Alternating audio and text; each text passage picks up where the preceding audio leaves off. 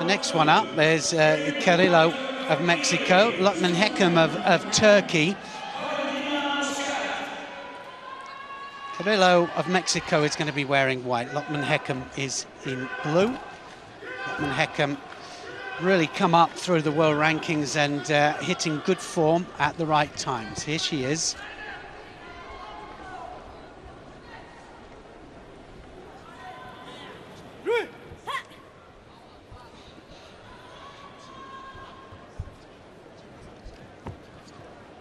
Look for the big right arm of Lukman Hekam coming over the top, trying to dominate the grips. It's all about the grips, remember, in judo. Just sleeve, lapel, sleeve, but it's not always that way, depending on the different styles. As was pointed out earlier, the different nationalities, different nations have their different styles of fighting, some deriving from some of the wrestling styles. Mongolians have their own particular way.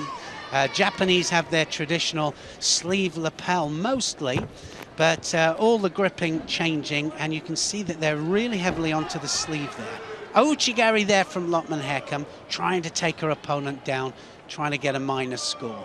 Now don't go confusing us with those terms of yours. I know one thing. I know the IJF, the International Judo Federation, uses 140 codes to describe the winning technique. There are that many ways you can score and, in fact, win in this wonderful sport. Yeah, well, we'll try and simplify it as much as we possibly can, and try and explain exactly what the Japanese terminology means. What we have seen and what we are seeing right now is the controlled aggression that this sport is about. You can be powerful and you can be strong, but if you're not smart, you won't last.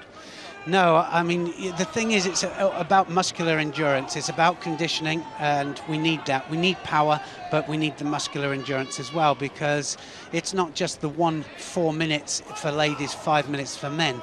You've got to endure 5 or 6 of those, depending on the weight category, in the same day. And, of course, as you get towards the final, the rest becomes less and less, so it can become very, very difficult. So if you're not conditioned, then you don't get to the later rounds. It's a quite tough match, this. We're almost halfway, no score, no passivities, which is a good thing. Now it's going for the arm lock here, and she's trying to get the arm lock. Lukman Hekam just pulling the arm so that she can't do it, and she was trying to apply pressure to the elbow joint and didn't quite have it, so she just managed to escape there. And that pressure you talk about can lead to one of the many ways that you can win, you can score ippon. It is through the opponent's submission and actually touching the mat, touching the opponent and saying, I'm out, I'm done. Yeah, 4 different ways of winning.